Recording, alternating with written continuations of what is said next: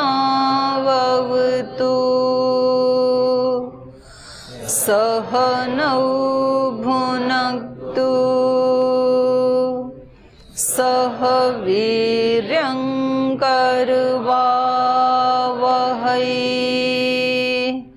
तेजस्विनावधीतमस्तु मा विद्विषावहै। ओम शांति शांति शांति।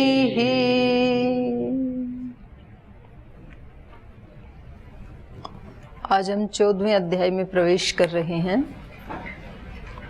13वें अध्याय में मुख्य रूप से क्या क्या बातें बताई थी? मुख्य रूप से क्या बात बताई थी 13वें अध्याय में? क्षेत्र, क्षेत्रज्ञ और ज्ञान, तत्व जानिए। ज्ञान, ज्ञान साधन है ना उन दोनों को जानने का। उन दोनों से जो जाना जाएगा वो तत्व ज्ञान होगा। तो 3 चीजों के बारे में बताया था और एक मुख्य बात ये बताई थी लास्ट में, इस अध्याय को समाप्त करते करते ये बताई थी कि हम मतलब आत्मा किसी भी कर्म का कर्ता नहीं है, अकर्ता है आत्मा, असंग है, निर्लिप्त है। और सारे कर्म कौन कर रहा है? प्रकृति कर रही है। 29 नंबर श्लोक में बताया था ना 13वें अध्याय में, प्रकृत्या एव च कर्माणि क्रियमाणानि सर्वशः यह पश्यति तथा आत्मानम अकर्तारम स पश्यति। आत्मा हमारा क्या है? अकर्ता है, निर्लिप्त है वो। तो ये बताया था। तो अब बात ये, एक प्रश्न उठता है कि जब आत्मा किसी भी कर्म का कर्ता नहीं है, निर्लिप्त है, तो ये कर्म कर्ता कौन है फिर? तो बच गया कौन? परमात्मा और प्रकृति। तो परमात्मा भी अकर्ता है, तो फिर पारिशेष न्याय से कौन बच गया? प्रकृति बच गई। और वैसे भी इन्होंने स्पष्ट भी कर दिया, प्रकृत्या एव, ऐसे कह ही दिया, श्लोक में ही कह दिया, प्रकृति के द्वारा ही, एव भी लगा दिया ना। प्रकृत्या एव च कर्माणि क्रियमाणानि सर्व, सभी कर्म प्रकृति से ही होते हैं। तो ही लगाने से 2 हट गए, मतलब आत्मा निश्चित हो गया कि आत्मा भी नहीं करता है और परमात्मा भी नहीं करता है, ये सारे काम प्रकृति कर रही है। तो प्रकृति तो जड़ है, तो किस प्रकार से वो कर्म करती है? और हमें तो ऐसे महसूस होता है प्रत्यक्ष तो कि इसका कर्ता भोक्ता मैं ही हूँ, सुख दुख का भोक्ता मैं हूँ, तो इसका मतलब कर्ता भी मैं ही हूँ, क्योंकि जो कर्ता होता है वो ही भोक्ता होता है, ये नियम है। कर्ता नहीं है वो, भोक्ता भी नहीं है। जब दूसरा व्यक्ति कोई पाप करता है तो उसका फल मुझे नहीं मिलता है ना। लोक में जब कोई दूसरा व्यक्ति पाप करता है, किसी दूसरे व्यक्ति ने किसी का मर्डर किया, तो जेल में मेरे को ले जाएंगे कि करने वाले को ले जाएंगे? मेरे को तो नहीं ले जाएंगे, करने वाले को लेके जाएंगे। कोई व्यक्ति पुण्य करता है तो मंच के ऊपर अभिनंदन उसका होगा कि मेरा होगा? उसी का होगा जो दान दे रहा है, जो पुण्य कर रहा है। तो लोक में हम देखते हैं जो करता होता है वही भोक्ता होता है। अपने जीवन में तो हम देखते हैं कि सुख दुख तो मुझे होते हैं, मैं सुखी होता हूँ, कभी मैं दुखी होता हूँ। जब मैं करता नहीं हूँ तो मैं सुखी दुखी क्यों होता हूँ? सुखी दुखी भी नहीं होना चाहिए फिर मेरे को। तो यहाँ 14वें अध्याय में ये बताएंगे कि वास्तव में आत्मा सुखी दुखी नहीं होता है, बल्कि आत्मा दूसरे के सुख दुख को अपने ऊपर आरोपित कर लेता है। अगर वो सुखी या दुखी होता तो फिर गाढ़ निद्रा में भी होना चाहिए था, क्योंकि गाढ़ निद्रा में भी आत्मा तो है। लेकिन देखा ये जाता है कि जब वो मन से, बुद्धि से, चित्त से हट जाता है गाढ़ निद्रा में, उस समय ना सुखी होता है ना दुखी होता है, अपने स्वरूप में रहता है। तो इसका मतलब जागृत अवस्था में भी वास्तव में आत्मा सुखी या दुखी नहीं हुआ था, बल्कि किसी दूसरे के सुख या दुख को उसने अपना मान करके उसको अपने ऊपर आरोपित कर लिया था। और जब तक आत्मा ज्ञान से युक्त नहीं होता है ना, तब तक ये काम बहुत आसानी से कर लेता है। आदत सी ही पड़ गई है आत्मा को, दूसरे के सुख दुख को अपने ऊपर आरोपित करने की। ये अभ्यास करते करते इतनी आदत बन गई है कि बहुत सहज रूप से कर लेता है। जैसे अभी पिछले दिनों वो क्रिकेट का मैच चला तो भारत जीत गया, तो जीतता कौन है? वो खिलाड़ी जीतते हैं। और उछलता कौन है? हम सब उछलते हैं जो टीवी के सामने खड़े होते हैं। मतलब उनकी विजय को हमने, उनके सुख को इस आत्मा ने, मुझ आत्मा ने अपने ऊपर आरोपित कर लिया कि ये मेरी खुशी है। और जो हार गए उन्होंने क्या किया? टीवी तोड़ डाले। जो टीवी के सामने थे ना, तो उन्होंने उनकी हार को, पाकिस्तान की हार को, बहुत सारे लोगों ने टीवी उठा उठा के डाल दिए, तोड़ डाले बहुत सारे टीवी। वो देख रहे थे कि हार गया तो हार गए, तो अब उन्होंने उस हार को अपने ऊपर आरोपित कर लिया। आप कोई फिल्म देखते हैं, कोई सीरियल देखते हैं, कोई ऐसा दृश्य आता है करुणा का, तो आपने उसको अपने आत्मा पे आरोपित करके आपकी आंखों से आंसू आने लग गए। या कोई ऐसी राष्ट्रभक्ति की फिल्म आप देख रहे हैं और एक व्यक्ति, एक कोई शहीद भगत सिंह, राष्ट्र के लिए वो इतना बड़ा निर्णय लेता है कि फांसी भी हो तो चलेगा, लेकिन मैं कभी भी अपने इससे दूर नहीं हट सकता, राष्ट्र से, राष्ट्रभक्ति से। तो एकदम से हमारा भी खून खोलने लगता है, हमें भी लगता है कि हम भी उसके साथ ही शामिल हैं। तो ये हमने उस पर्दे की चीज को अपनी आत्मा पे आरोपित कर लिया, और हम बहुत आसानी से या तो सुखी हो जाते हैं, हमारे मन के अनुकूल होता है तो, और मन के प्रतिकूल कोई दृश्य आता है तो दुखी हो जाते हैं। तो सुख दुख को आरोपित करना हमें हमारे अभ्यास में आ गया है। बहुत आसानी से हम कर लेते हैं दूसरों के सुख दुखों को, दूसरों के दोषों को बहुत आसानी से आरोपित कर लेते हैं अपने ऊपर। किसी व्यक्ति ने मेरे बारे में कोई निर्णय दिया, ये व्यक्ति तो ऐसे हैं, और मैंने उसको सुन करके परेशान होना शुरू कर दिया, रोना शुरू कर दिया, दुखी होना, डिप्रेशन में जाना शुरू कर दिया। क्यों? उन्होंने जो कहा उसको मैंने आरोपित कर लिया अपने ऊपर। मैंने भी मान लिया कि हाँ ये ऐसे कह रहे हैं, तो फिर कहीं ना कहीं ऐसी तो नहीं हूं मैं। या उसको रिएक्ट करने में लग जाते हैं, फिर तो भी दुखी होते हैं कि मेरे को ऐसे क्यों कहा। तो हम बहुत जल्दी चीजों को पकड़ने के आदी हो गए हैं। बस ये हमें ज्ञान के द्वारा इसको हटाना है, क्योंकि वो वास्तव में वो मेरा, ना मैंने कर्म किया ना वो मेरा फल है। जब कर्म मेरे से लिप्त नहीं होते, कर्म हम किससे करते हैं? कर्म का साधन क्या है? कर्म किस किस से करते हैं? शरीर से, वाणी से, मन से, इंद्रियों से। रूप हम देखते हैं संसार को किससे देखते हैं? चक्षु से। शब्द सुनते हैं तो श्रोत्र से। गंध अच्छी बुरी सूंघते हैं, त्वचा से स्पर्श करते हैं, इन हाथों से किसी को दान देते हैं या तो किसी को दंड देते हैं। इन पैरों से हम या तो कहीं अच्छे स्थान में जाते हैं या तो बुरे स्थान में जाते हैं, या तो ध्यान लगाते हैं, उपासना करते हैं। तो हम या तो शरीर इंद्रियों से कर्म करते हैं, स्थूल कर्म, या फिर हम मन और बुद्धि से कर्म करते हैं, सूक्ष्म कर्म। तो हमारा जो शरीर बना है ये किससे बना है? पंचभूतों से। और पंचभूत किसके विकार हैं? प्रकृति के। तो शरीर से जो कर्म करते हैं वो वास्तव में किससे कर्म हो रहे हैं? प्रकृति से हो रहे हैं। मन भी किसका विकार है? अहंकार का। अहंकार से ही तो बना ना सारी ज्ञानेंद्रियां, कर्मेंद्रियां और मन। तो जब हम मन से कर्म करते हैं कोई, तो वो भी किससे कर रहे हैं? प्रकृति से कर रहे हैं। इसके अतिरिक्त कर्म करने का कोई साधन नहीं है। या तो मन से करते हैं, या तो बुद्धि से करते हैं, या तो शरीर से करते हैं।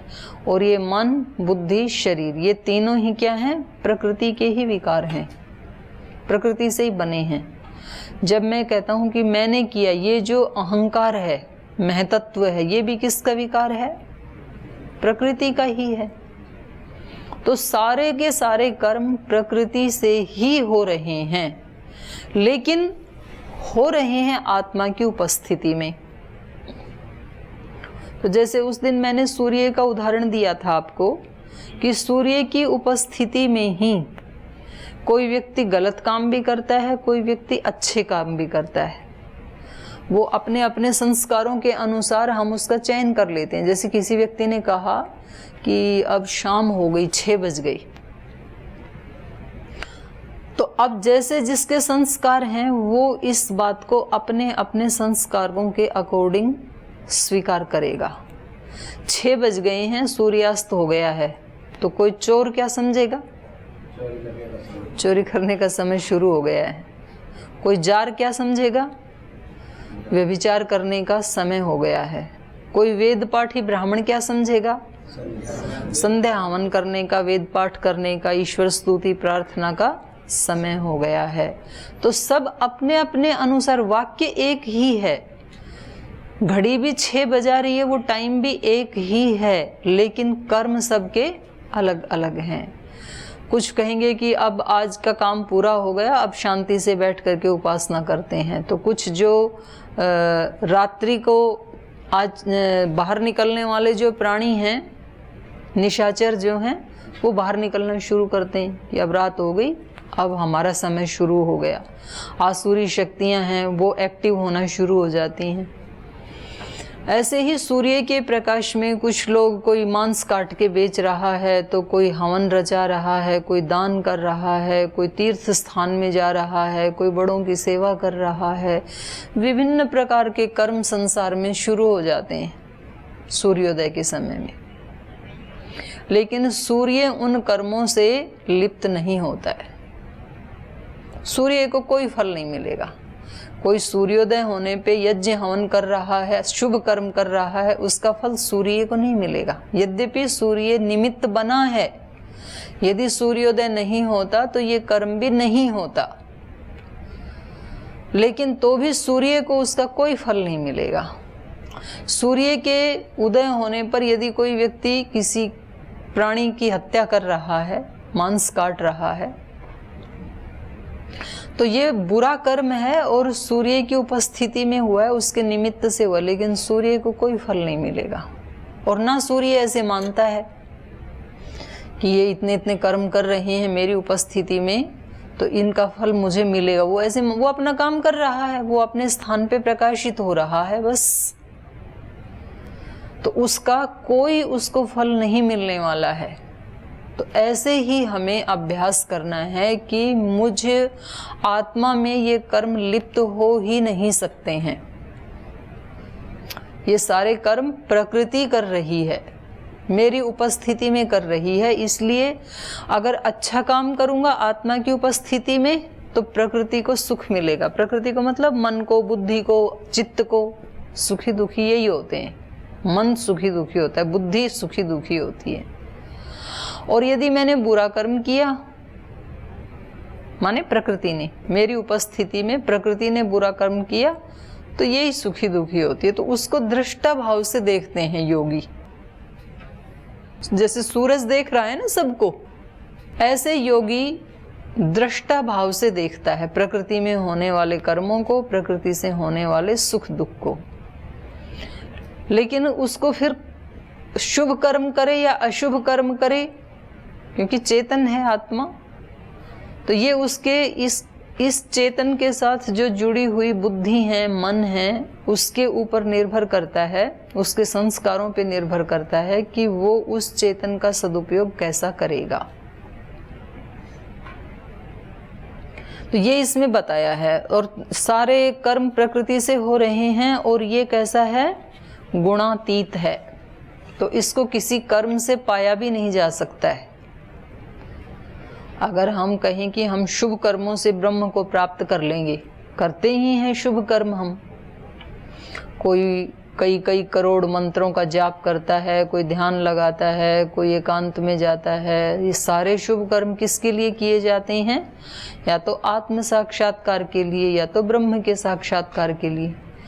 लेकिन ये सारे कर्म तो गुण कर रहे हैं, त्रिगुण के हैं, और गुणों से कभी गुणातीत को प्राप्त नहीं किया जा सकता है, क्योंकि वो गुणातीत है। इसलिए वो बड़े से बड़े किसी शुभ से शुभ कर्म के द्वारा भी प्राप्त नहीं किया जा सकता है। कर्मों का अलग फल मिलेगा और वो तो पहले से ही प्राप्त है,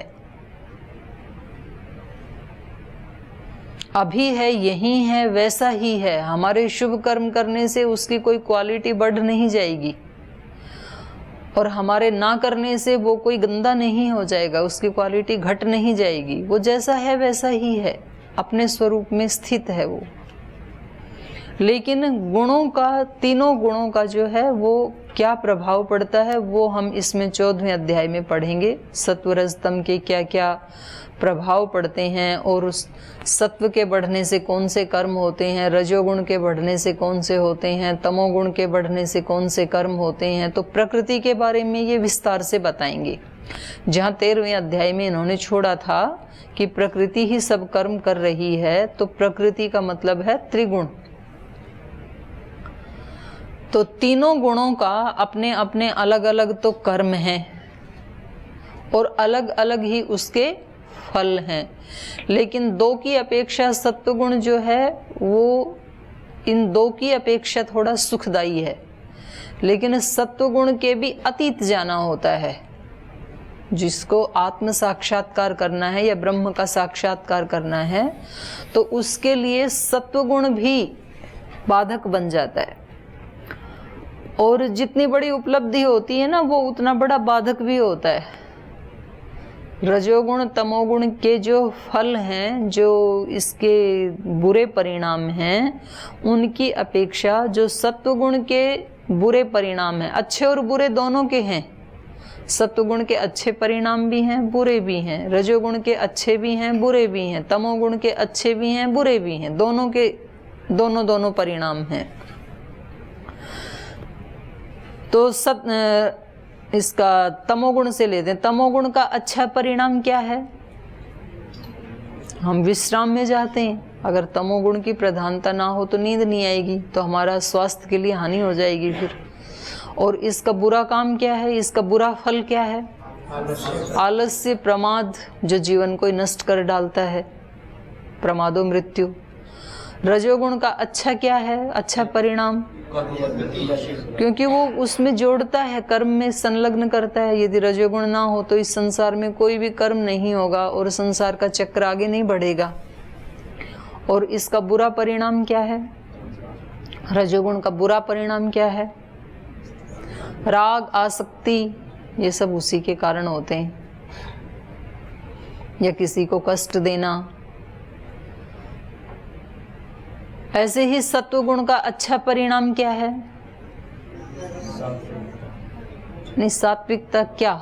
सुख मिलता है ना, हमें अच्छा लगता है। ये तो अच्छा है, जब हम सत्वगुण प्रधान होते हैं तो हमें, माने बुद्धि को अच्छा लगता है, चित्त को अच्छा लगता है, दूसरों को भी अच्छा लगता है। एक शांति की अनुभूति होती है, ज्ञान की वृद्धि होती है। ज्ञान की प्राप्ति सत्वगुण में ही संभव है, विशुद्ध ज्ञान की। तो हम पढ़ाई करते हैं, शास्त्र स्मरण करते हैं, संध्या उपासना करते हैं, अज्ञान का नाश करते हैं। ये सारे सत्वगुण के अच्छे परिणाम हैं। और सत्वगुण का बुरा परिणाम क्या है? सबसे बड़ा बुरा प्रभाव है ये, अहंकार बढ़ जाता है व्यक्ति का। उसको लगता है मैं दूसरों से श्रेष्ठ हूँ, मेरे अंदर इतना सारा ज्ञान है, इतनी नॉलेज है, मैं एक्स्ट्रा ऑर्डिनरी हूँ। और बस ये तो सबसे बड़ा शत्रु है, अहंकार। ये अकेला आकर के ही उस व्यक्ति को, शिखर पे चढ़े हुए, इतने मेहनत किए हुए व्यक्ति को डुबोने के लिए पर्याप्त होता है। सत्वगुण के बिना विद्या नहीं आती है, लेकिन विद्या आने पे सत्वगुण का बुरा परिणाम ये कि अहंकार आ जाता है व्यक्ति में। हमारे संगठन में करोड़ों लोग सेवा करते हैं, कोई पैसा नहीं लेते, कोई फीस नहीं लेते, अपना समय खर्च करते हैं, अपनी शक्ति लगाते हैं, दूसरों की सेवा करते हैं, दूसरों को अच्छी अच्छी चीज़ें बताते हैं, योग प्राणायाम सिखाते हैं। ये सारा सत्वगुण का परिणाम है, सब शुभ कर्म करते हैं। लेकिन ये करते करते एक तो ये अहंकार आ जाता है कि हम औरों से थोड़े श्रेष्ठ हैं, और दूसरा उन श्रेष्ठ कर्मों को करने में आसक्ति बन जाती है। फिर सेवा की भी आसक्ति बन जाती है। तो अब उनको यदि हम कहें कि आपको हटा के इनको प्रभारी बना रहे हैं, तो बहुत परेशान हो जाते हैं। फिर सेवा किए बिना रह नहीं सकते हैं। फिर उनको सेवा चाहिए, कोई ना कोई सेवा वाला पकड़ के लाएंगे। वो पढ़ाना बहुत अच्छी बात है, सत्वगुण का ही है ये, पर यदि पढ़ाने की एडिक्शन लग गई, आसक्ति बन जाती है, तो फिर व्यक्ति पढ़ाए बगैर रह नहीं सकता है। उसको कोई ना कोई तो चाहिए पढ़ाने के लिए। तो शुभ कर्मों में सत्वगुण का जो बुरा परिणाम आता है वो है आसक्ति। बहुत गहरी आसक्ति हो जाती है, उसको व्यक्ति छोड़ नहीं सकता है फिर, और यही उसके लिए बंधन का कारण बन जाता है। तो उसका ये अभ्यास करवाने के लिए हमें सिखा रहे हैं गीताकार कि आप इसको अच्छे से जान लो कि कर्म आप नहीं कर रहे हैं, कर्म तो प्रकृति कर रही है। और ये अभ्यास करते करते जब आपका ये दृढ़ अभ्यास हो जाएगा कि कर्म मैं नहीं कर रहा हूँ, तो फिर आपकी आसक्ति भी नहीं बनेगी। जब सूरज को ये पता है कि मैं नहीं कर रहा हूँ, तो सूरज उनसे लिप्त नहीं होता है, अच्छे या बुरे कर्मों से। तो ऐसे जब हमें ये पता लग जाएगा कि ये सेवा का, पढ़ाने का, पढ़ने का, ये अच्छे कर्म भी हम नहीं कर रहे, प्रकृति कर रही है, तो फिर इसका हमारे ऊपर आसक्ति, एक तृष्णा, एक लालसा, एक लालच, वो हमारे अंदर नहीं आएगा। तो ये मुख्य रूप से इसमें बताया है, जिसको आज हम पढ़ने जा रहे हैं। पीछे के पाठ में से आपका कोई प्रश्न है तो पूछ लीजिए, उसके बाद आगे शुरू करते हैं। जी हाँ, पूछो। ओम दीदी प्रणाम। दीदी अभी जो आपने कहा जो हम कर्म को अपने ऊपर आरोपित कर देते हैं, आत्मा करता नहीं है, ये तो कुछ उदाहरण दिया आपने मानसिक कुछ स्थिति की। अब जब शरीर में कुछ व्याधि हो जाती है तो बहुत कष्ट होता है, तब तो बहुत वो आंसू निकले बिना रहते ही नहीं, तब उस स्थिति में कैसे सोचना चाहिए? ये इस जो योगी होते हैं ना, वो इस स्थिति में, मैंने किसी एक संत की कहानी सुनी कि उनका ऑपरेशन होना था और उनको किसी ने कहा कि अभी आपको एनेस्थीसिया का इंजेक्शन देना पड़ेगा जिससे कि आप बेहोश हो जाएं। तो उन्होंने कहा कि वो किस लिए? बोले आपको बहुत पीड़ा होगी ये चीर फाड़ करने से, तो वो इंजेक्शन दे देंगे तो आपको पता नहीं चलेगा। बोले बस इतने के लिए दे रहे हैं क्या? तो उन्होंने कहा हाँ। तो फिर उन्होंने कहा कि आप ऐसा करो, यहाँ एक गीता की वो लगा दो सीढ़ी, गीता के श्लोक उच्चारण होते रहें, और जब गीता का पाठ होने लगता है तो मैं इतना तल्लीन हो जाता हूँ कि जहाँ मर्जी से आप काट लेना मेरे को फिर। और उन्होंने ऐसे ही किया और उनका मतलब ओपन सर्जरी हुई, कोई उन बेहोशी का कोई इंजेक्शन उनको नहीं दिया गया। उन्होंने अपने आप को अलग कर लिया था। काशी के राजा थे, बनारस। तो महाराज इनको स्वामी सूर्यदेव जी को पता है, देखो पढ़ा था दीदी मैंने। हाँ जी, ऐसे एक नहीं अनेक उदाहरण हैं। महर्षि रमन का है, उनको कैंसर हो गया था। कैंसर में तो बहुत पीड़ा होती है, लेकिन वो ऐसे शांति से रहते थे। जैसे महर्षि दयानंद को अंतिम समय जो जहर पिलाया था, तो वो जहर जो है वो पूरे शरीर से फूट पड़ा था, पूरा शरीर मतलब ऐसे उससे विष निकल रहा था। लेकिन उन्होंने जो शरीर छोड़ा तो ऐसे ध्यान में बैठ करके ईश्वर स्तुति प्रार्थना उपासना के मंत्र बोलते हुए उन्होंने अपने आप को अलग कर लिया था प्रकृति से। तो शरीर की पीड़ा को भी हमने, क्योंकि हम शरीर को ही अपना अस्तित्व मान चुके हैं, हमारा तादाद में शरीर से बहुत ज़्यादा हो चुका है, इसलिए शरीर के सुख को ही हम अपना सुख मानते हैं और शरीर के दुख को ही हम अपना दुख मानते हैं, इसलिए पीड़ा होती है। ये शब्द के ज्ञान से नहीं होगा। जैसे हमने गीता में पढ़ा कि हम अलग हैं और सारे कर्मों के फल तो प्रकृति में हो रहे हैं, तो इतने मात्र से हम इससे अलग नहीं हो पाएंगे। उसके लिए फिर तप करना पड़ता है। तप कितनी प्रकार का होता है? कौन कौन सा? शारीरिक, मानसिक और आध्यात्मिक तप कौन सा होता है, और मानसिक कौन सा होता है, और शारीरिक कौन सा होता है, बताएंगे जरा?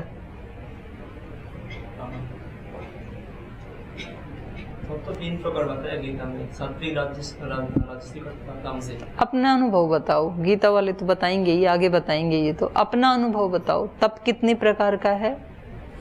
आप तो तप करते ही हो, तपस्वी हैं आप तो आप कौन कौन से तप करते हैं? हाँ, तीनों बताओ ना। शारीरिक में क्या क्या तप करते हो, मानसिक में क्या करते हो,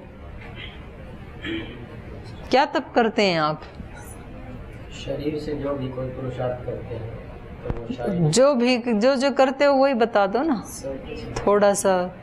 तप कहाँ होता है? कमेंट करे किस प्रकार के उसको सहना, जैसे क्या क्या कमेंट करते हैं? जैसे तो लाखों कमेंट है। 2-4 बता दो, 1-2 बता दो। लाखों की संख्या तो बहुत बड़ी है, 1-2 बताओ। सुबह उठने की इच्छा नहीं होती फिर भी उठते हैं, चलो ये हो गया शारीरिक तप। और बोलो ना, क्या क्या तप करते हो? योगाभ्यास करते हैं। योगाभ्यास की इच्छा नहीं होती फिर भी योगाभ्यास करते हैं। इच्छा होने नहीं, तप बताओ ना। तब तो इच्छा से भी होता है, बिना इच्छा करे वही तप नहीं होता है। तप किसको कहते हैं आप? इच्छा या अनिच्छा में करते तो तप किसको कहते हैं आप? हम अपने शरीर से या मन से जो कोई पुरुषार्थ करते हैं, सामान्य करते हैं तो सामान्य तप इसलिए उसको प्राणायाम से शिक्षा होती है, लेकिन उसमें एक हमें तप क्या हुआ? तप तो द्वंद्व सहन का नाम है। जिसमें आपकी इच्छा है उसमें तप क्या है? वो तो आपकी इच्छा पूर्ति हो रही है, उसमें क्या तप है? इच्छा से ही हम द्वंद्व को सहन कर सकते हैं। ऐसा तो मैंने कहीं भी नहीं सुना कि हमारी जो इच्छा है, हमारी मतलब मन की, और वो ही हम कर रहे हैं और उसको भी हम तप कहें। वो तो हमारे इच्छा की पूर्ति हो रही है। तप के बारे में तो मैंने ऐसे सुना है कि जो हम नहीं चाहते हैं और वो करना पड़ता है, उसको तप कहा। जैसे शरीर से वो करना पड़ता है जो शरीर नहीं चाहता है और बुद्धि कहती है कि करो। उसमें हम इच्छा उत्पन्न कर लेते हैं कि हमें ऐसा करना है। तो वही तो पूछ रही हूँ, क्या क्या करते हैं आप तप? आपके कितने प्रकार के तप हैं? शरीर के स्तर पर गुरु का